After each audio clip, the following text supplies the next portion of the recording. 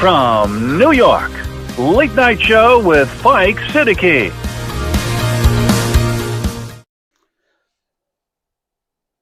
Bismillahirrahmanirrahim. Allahumma salli ala Muhammadin wa ala ali Muhammad. Welcome to the show. صاحبوں، Pakistan کا 70 سال کا پرانا بوسیدہ نظام جو ہے وہ آہستہ آہستہ ٹوٹ رہا ہے، گر رہا ہے، اور اس کو بچانے کے لیے جرنیل جو ہیں وہ کرپٹ سیاستدانوں کے ساتھ مل کر بلوچستان اور کے پی میں جنگ چھیڑنا چاہتے ہیں۔ جی، جبکہ جیل میں مقیم عمران خان چیخ کر یہ بات کہہ رہا ہے، سمجھا رہا ہے کہ یہ جنگ کا آغاز مت کرنا۔ اگر تم نے طاقت کا استعمال کیا اور وہاں پہ جا کے اپنے ہی لوگوں پہ گولیاں چلائیں تو اس کا بہت خراب رزلٹ نکلے گا۔ آپ کیا صحیح سمجھتے ہیں؟ یہ آج مجھے اپنے کمنٹس میں آپ ضرور بتائیے گا، اور اگر میرا پوائنٹ آف ویو صحیح ہے تو پھر اس کو آپ شیئر کیجئے گا تاکہ ہم اس جنگ کو روک سکیں۔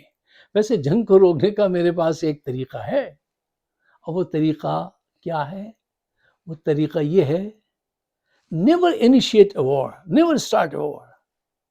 کبھی ابتدا مت کرو کسی جنگ کی۔ کیوں؟ جنگ کرنا آسان ہے، جنگ کو خاتمے پہ لانا مشکل ہے، جنگ کے نقصانات سہنا مشکل ہے، اور اس گرتی ہوئی معیشت میں، اس بدلتی دنیا میں تم اپنے لوگوں پہ گولیاں چلاؤ گے؟ طاقت کا استعمال تم نے ایک دفعہ کر کے دیکھا تھا نا اس پاکستان میں، تو اس کا رزلٹ کیا ملا؟ اب دوبارہ وہ غلطی دہراؤ گے؟ اس کی اجازت انہیں نہیں دینی چاہیے۔ ہم سب کو ایک زبان ہو کے عمران خان کا ساتھ دینا چاہیے، اور ان سے کہنا چاہیے خبردار جو تم نے اس جنگ کا آغاز کیا۔ اچھا، یہاں پہ چند بنیادی پوائنٹ، تین چار پوائنٹ ہیں، میں وہ آپ کو پیش کرنا چاہتا ہوں، وہ آپ کو دینا چاہتا ہوں۔ اگر آپ وہ ذہن میں سجا لیں تو ہم کم وقت میں زیادہ تیزی سے اپنی بات مکمل کر سکیں گے۔ پوائنٹ نمبر 1، دیکھیے، گن پاور ہے، ڈائلاگ سلوشن ہے۔ گن پاور ہے، میں مانتا ہوں، لیکن ڈائلاگ سلوشن ہے۔ ہمیں ڈائلاگ کی ضرورت ہے، گن کی ضرورت، گن چلانے کی ضرورت نہیں۔ پوائنٹ نمبر 2، دیکھیے، ایکشن اور ایموشن کے فرق کو میں اکثر یہ بات کہتا ہوں، سمجھا کرو۔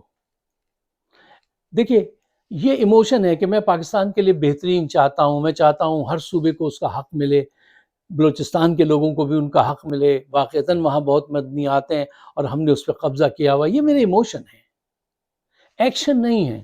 اکثر ہم اپنے ایموشن کو ایکشن سمجھ بیٹھتے ہیں، ہم نے تو بہت چاہا لیکن وہ ایسا ہو نہیں سکا۔ آپ نے چاہا لیکن کیا کچھ نہیں۔ ایکشن یہ ہے کہ آپ ان کے ساتھ 2 قدم چلیں، ان کی آواز سے آواز ملائیں، ان کی بات کو سچے دل سے سنیں، اور ذل الہی کی قبا پکڑ کے چیخیں کہ انصاف کیجئے، انصاف، ورنہ یہ ملک کا بہت بڑا نقصان ہو جائے گا۔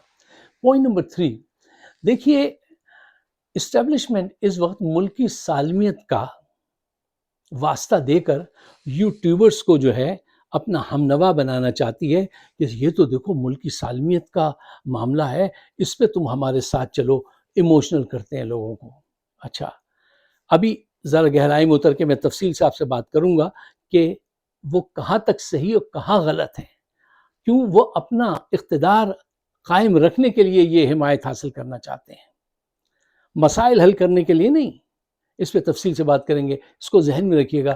پوائنٹ نمبر 4، دیکھیے، آج جو عاصم منیر صاحب نے تقریر فرمائی ہے پارلیمنٹ میں، وہ جسٹیفیکیشن زیادہ ہے، ریکٹیفیکیشن کم ہے۔ اپنے غلط اقدامات کو جسٹیفائی کر رہے ہیں، لیکن اس کو ریکٹیفائی کرنا، اپنی غلطیوں کو کی اصلاح کرنا، وہ ان کے پیش نظر نہیں ہے۔ ابھی تک ان کا دماغ اگر آپ پڑھیں، ان کے الفاظ کو سنیں غور سے، تو آپ کو پتہ چل جائے گا کہ ان کا مقصد صرف اس وقت ایک یہ ہے کہ کسی طریقے سے میں اقتدار پہ قابض رہوں، جنگ چھڑتا ہے، مرتے ہیں لوگ، مر جائیں، ہم تو ہیں اسی دھندے میں، بزنس میں، کہ لوگوں کو ماریں اور خون پھینکیں۔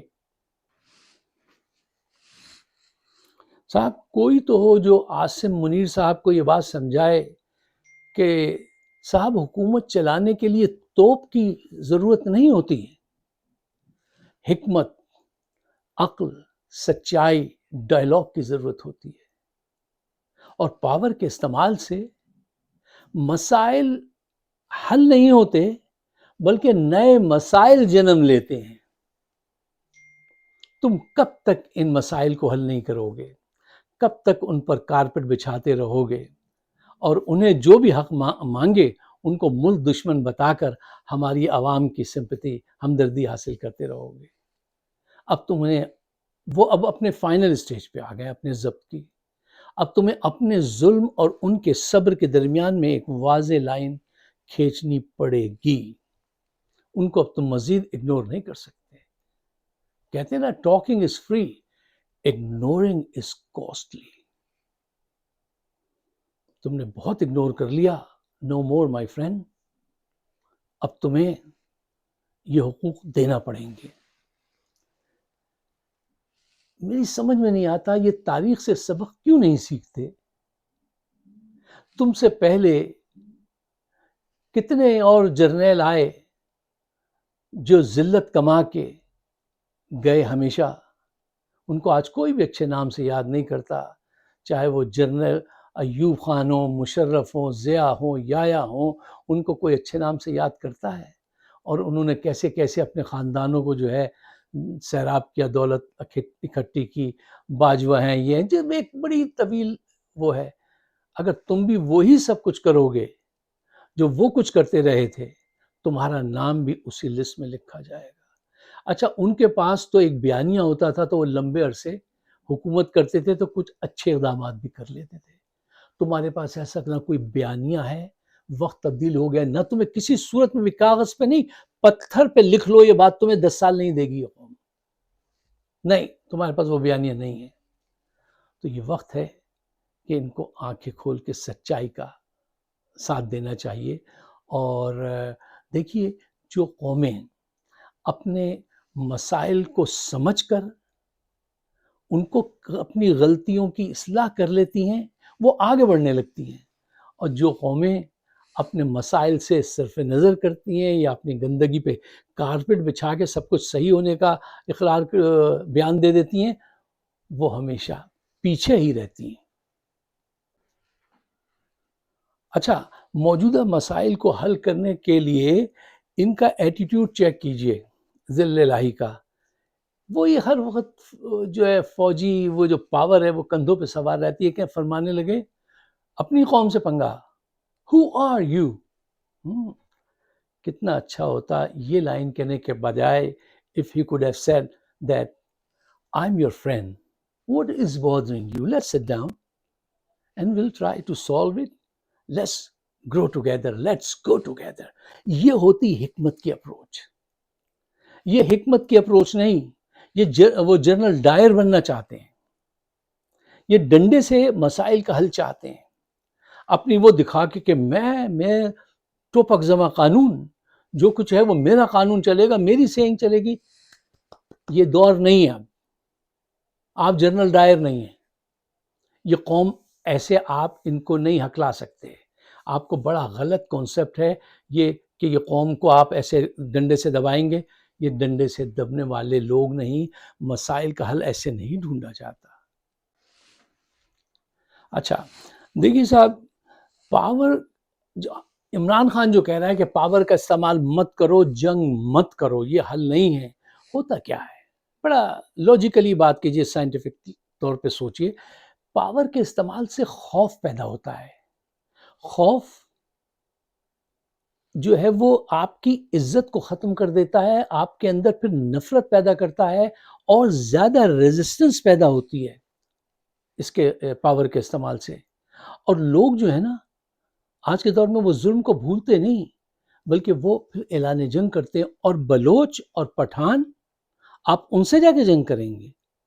یار، جن سے جنگ کا تصور کوئی نہیں کرتا، جن سے پوری دنیا ہار کے جا چکی ہے، وہ تمہارے اپنے لوگ ہیں۔ تم بجائے ان کے ساتھ بیٹھ کے معاملے کو سلجھانے کے، جنگ کی طرف تمہارا دماغ ہے کہ تم اپنے لوگوں سے جنگ کرو گے۔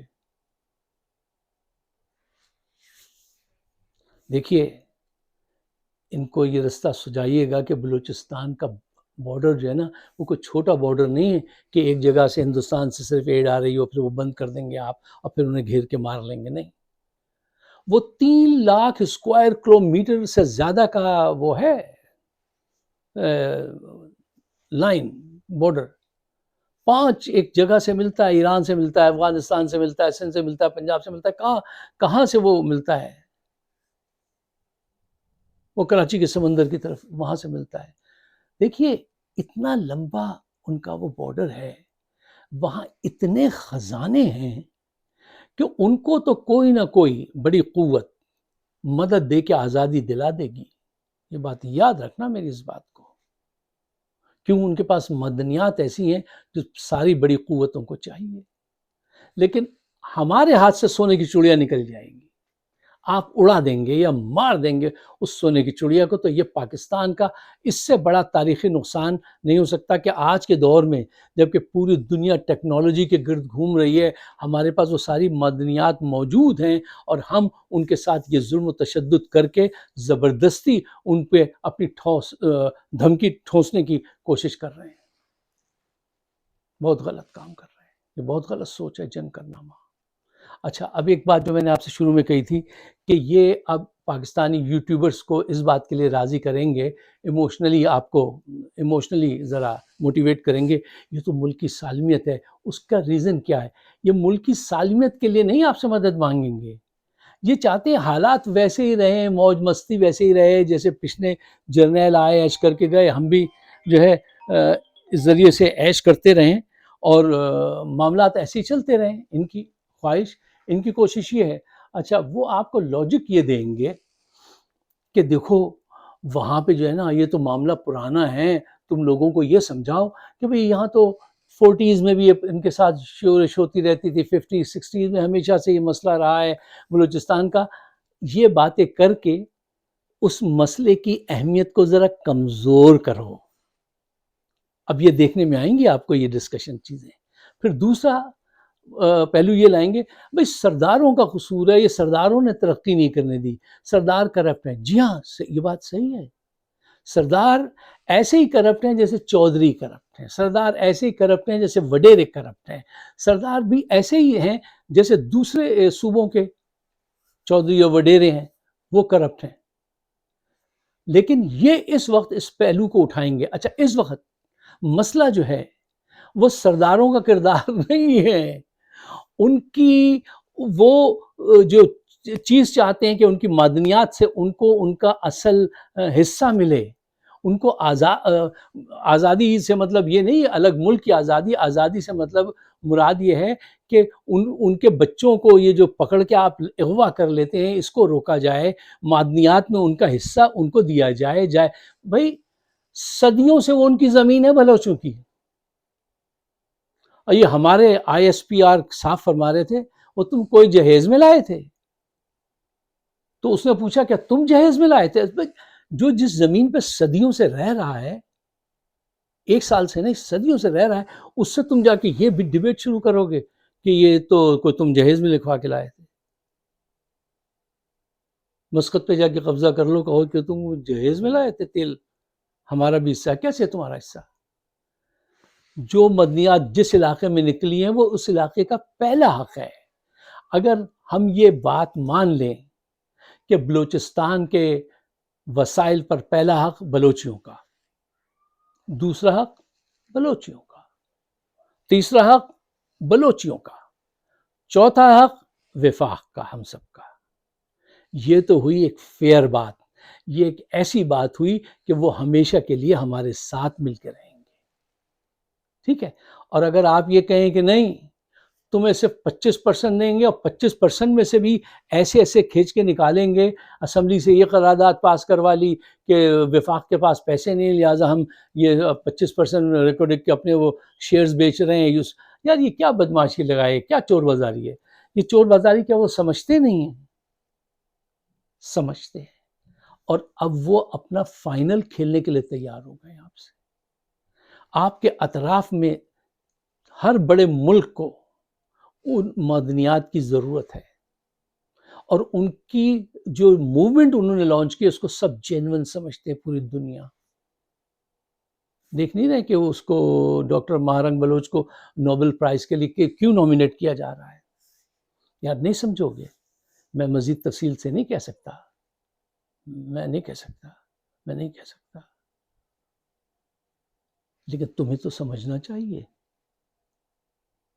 میں نے ابھی تھوڑی دیر پہلے کہا کہ بڑی قوتوں کو ضرورت ہے، چائنا کو ضرورت ہے، انڈیا کو ضرورت ہے. وہ تو ان کی مدد کر کے ان کو آزاد کرا دیں گے. آپ کا فیوچر جو ہے بالکل ڈارک ہو جائے گا. کھربوں ڈالر کی وہاں پہ معدنیات ہیں، کھربوں کی. اگر وہ حاصل ہو جائیں اور ان کو ان کا شیئر اور وفاق کو اپنا، سب کو اپنا وہ ملے، تو وہ اچھے دل کے لوگ ہیں، وہ دینے میں تعامل کرنے والے لوگ نہیں ہیں بلوچی. لیکن تم زبردستی اگر چھینو گے تو وہ نہیں دیں گے تمہیں. دیکھو پاکستان ایک ایسے عجیب دور سے گزر رہا ہے کہ یہ اپنے اقتدار قائم رکھنے کے لیے، اس سسٹم کو بچانے کے لیے اب لوگوں کو ایموشنلی بلیک میل کریں گے. تم تو اتنے اچھے پاکستانی تھے یار، فائق صاحب آپ تو ایسے تھے ویسے تھے، لیکن یہ بات تو دیکھیے نا. ہاں میں یہ بات بھی دیکھوں گا، لیکن تم جو یہ بات کہہ رہے ہو اس کے پیچھے بھی میں دیکھنے کی کوشش کروں گا کہ تم کس چیز کی کوشش کر رہے ہو. تم چاہ رہے ہو پرانا سسٹم قائم رہے اور ان کی آواز کسی طرح سے دبا دی جائے. لیکن میرے عزیزوں، کیا کہتے ہیں وہ جب ماشاء اللہ لگاتے ہیں، عزیز ہم وطنوں یہ بات سمجھ لو کہ اب وہ فائنل راؤنڈ کی طرف ہیں. بین الاقوامی قوتیں بھی ان کے پیچھے ہیں، فائنل راؤنڈ کے لیے تیار. اس سے پہلے کہ وہ بے وفا ہو جائیں، تم وفادار کیوں نہیں بن جاتے؟ تم ان کو اپنا کیوں نہیں بنا لیتے؟ عمران خان کو رہا کرو. اس کو اللہ تعالیٰ نے ایسی شخصیت بنائی ہے کہ وہ بہت مسائل حل کر سکے گا. اس کی بات وہ سنتے ہیں. الیکشن کراؤ، عدلیہ کو فری کرو تو ملک ترقی کرے گا. عدلیہ کا تم نے گلا گھونٹ دیا، معیشت کا پٹھا بٹھا دیا، میڈیا کو تم نے، وہ بے ضمیر میڈیا، اس کو خرید لیا اور عوام کو تم تشریف پہ ڈنڈے مار رہے ہو. یہ ایسے حکومت چلتی ہے؟ کتنی دیر چلے گی؟ خوف سے آپ ٹیمپریری طور پہ تو چلا سکتے ہیں کچھ دن، لیکن نہیں، زیادہ عرصے نہیں چلے گی. پاکستان کا نقصان نہ ہو جائے. اس سے پہلے کہ پاکستان کا نقصان ہو، ہم سب کو چاہیے کہ بلوچوں کے حق میں آواز اٹھائیں اور ان کو سمجھائیں.